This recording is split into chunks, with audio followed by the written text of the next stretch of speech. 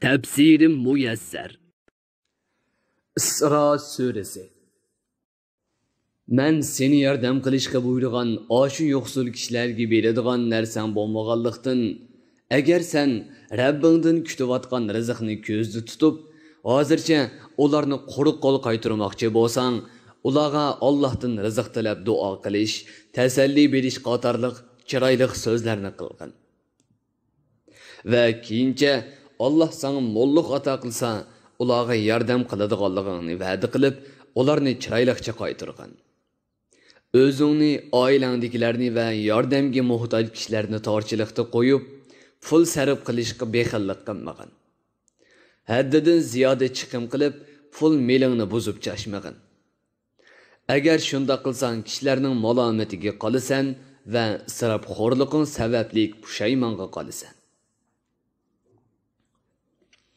Şübhəsizki Rabbin öz ilmiga va hikmatiga asosan ba'zi kishilarning rizqini keng qiladi, ba'zi kishilarning rizqini tor qiladi. Chunki Alloh bandalarni va ularning ahvolini obdan biladi. Ular yo'shirgan ishlarni ko'rib turadi. Ey insonlar, rizqning Allohning ilkida ekanligini bilgan bo'lsanglar, kambag'allikdan qo'rqib bolalaringlarni o'ltirmanglar.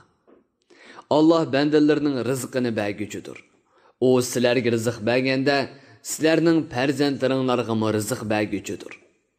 Sheksizki bolalarni o'ldirish cho'ng gunohdir. Zinoga tushib qolmasliginglar uchun zinoga elib boradigan ishlarga hargiz yaqinlashmanglar. Chunki zina nihoyatda qabih ishdir va zinoning yo'li bekmi yomon yo'ldir. Allah o'ltirishni haram qilgan jonni qat'iy o'ltirmanglar.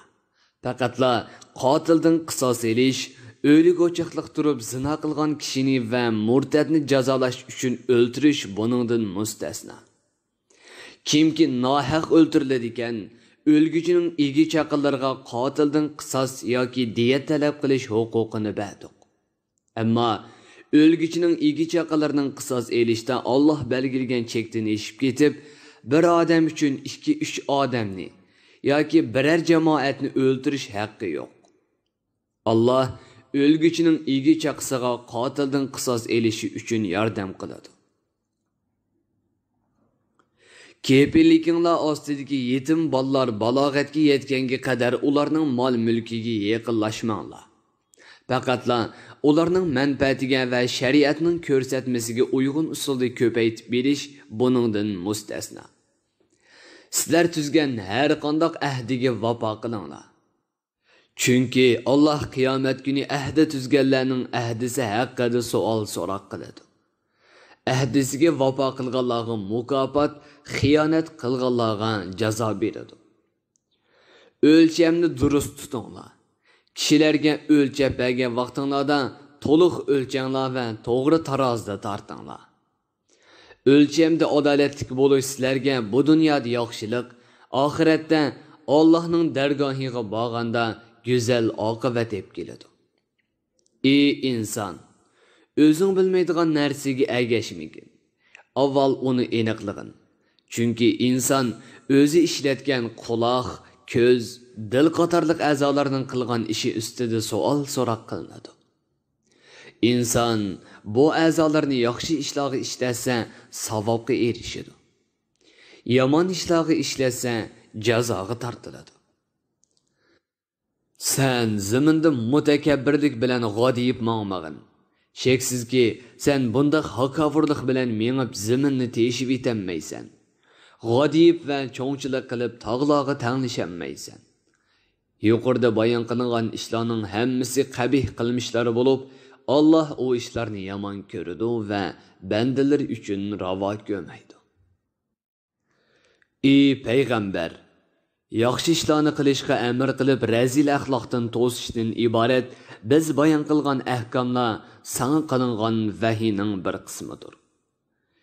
Ey inson, ibodatda Allohga boshqa bir ma'budni sherik qilmagin. Agar shunda qilsang, o'zingga o'zing malomat qilgan va insonlarning qoyishiga uchirgan holda do'zaxga tashlanasan. Allah'ның rəhmətindən və barcha yaxşılıqdan məngülük yiroq qılınsan. Ey müşriklar, acaba Allah oğullarını sizlərə berib pəriştilərini özünün qızları qılıb alğanmı?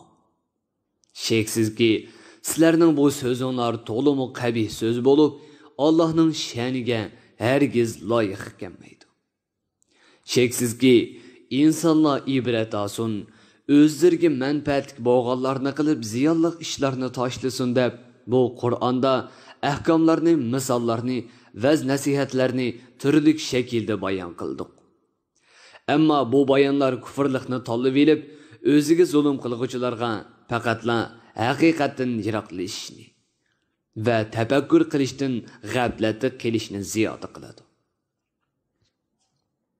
Ey payg'ambar, mushriklarga aytqinki, agar ular aytgandek Alloh bilan birga yana boshqa ilohlar bo'lsa edi, albatta u ilohlar arshning egisi bo'lgan Allohga g'olib kelish uchun yo'l izlagan bo'ladi.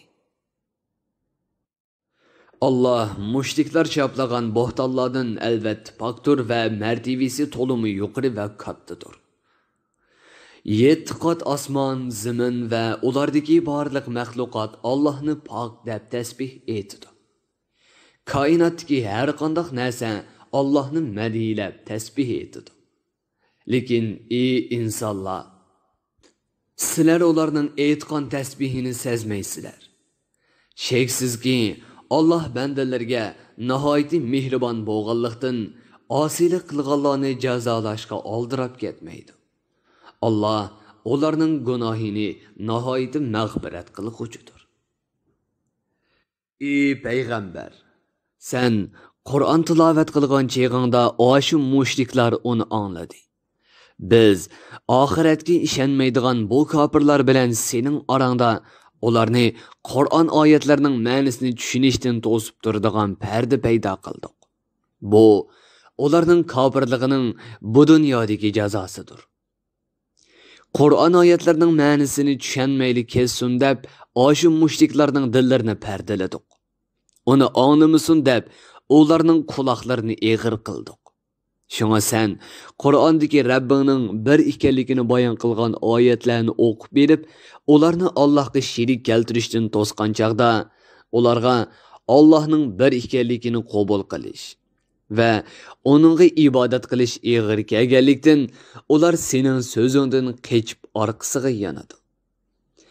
Mushriklarning katta boshlari sen Qur'on tilovat qilganda uningga quloq solishidi.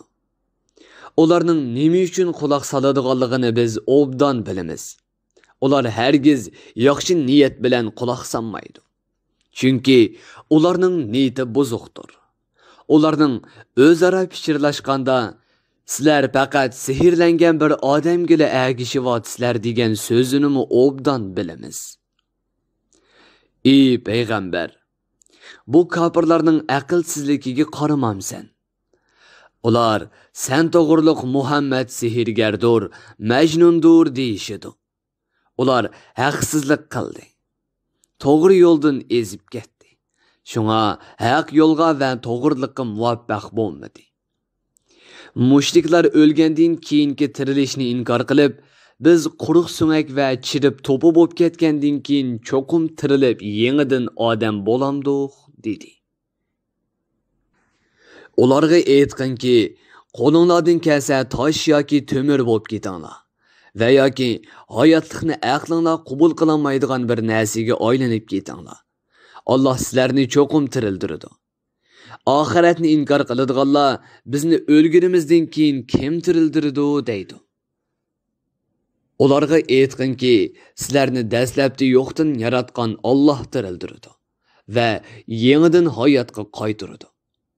Ular bu radiyani anglab masxara qilganlikdan boshlarini chayqab turib, o'tirilish qachon bo'ladi deyishidi. Aytqinki, balkim sizlar inkor qilayotgan bu tirilish yaqinda bo'lishi mumkin. Sizlarning eganglar bo'lgan Alloh sizlarni qabranglardan chiqishga buyuradigan kunda sizlar Allohning amriga itoat qilib darhol chiqsizlar. Barcha madihiya Allohga xosdir. Sizlar qiyomatning dahshati va hisob kunining uzunligidan dunyoda faqat ozgina vaqt turgandek o'ylab qolasizlar. Mening mo'min bandalarimga aytqinki, ular o'zaro so'zlashganda va mushriklar bilan munozirlashganda eng chiroyli so'zlarni qilsin. Agar ular shundoq qilmasa, shayton ularning orasiga dushmanlik, adovat va buzg'unchilik soladi. Chunki shayton insonga o'p-ochiq dushmandir. Ey insonlar, Rabbinglar sizlarni obdan bilguchidir. Xolisa sizlarga rahim qilib, sizlarni iymonga muvaffaq qiladi. Xolisa kofirlik holatinglarda jininglarni elib sizlarni azoblaydi. Ey payg'ambar, biz seni ularga homiylik qiladigan, ularning ishlarini bir taraf qiladigan va qilmishlarini jazolaydigan qilib avatmadik. Sening mas'uliyating faqatla sana kelgan dinni yetkazish va to'g'ri yo'lni bayon qilib berishdir.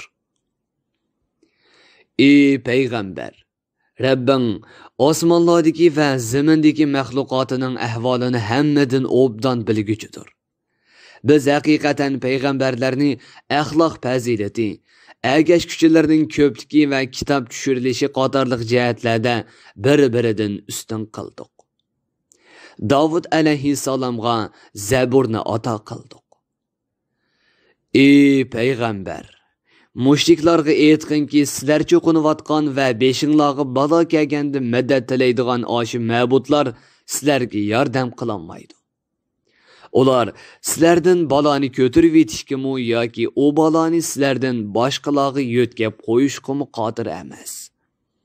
Buningga faqatla Alloh qodirdir. Bu oyat ba'zi kishilarning Allohni qo'yib har qanday ma'bud yoki atalmish avliyolardan madad tilishining qat'iy to'g'ri emasligini jakarlaydi. Chunki Allohdan boshqa haqiqiy iloh yo'qdir. Ibodat va duo Allohga qilinadi. Her qanday madad Allohdan tilinadi. Tafsiri muyassar. Bir guruhi ulamolar nashrga tayyorlagan. Tarjima qilguvchi Muhammad Yusuf Muhammad Tursun. Muharrir Abdurrahim Davlat. Korrektor Abdulaziz Aqxun. 2020 yanvar 1-nashri. Teklimakan Uyg'ur nashriyoti tarafidan nashr qilingan. Mikrofon oldida İmran Abdug'ani Sadai. Bu asar avlod detallarida tarqitildi.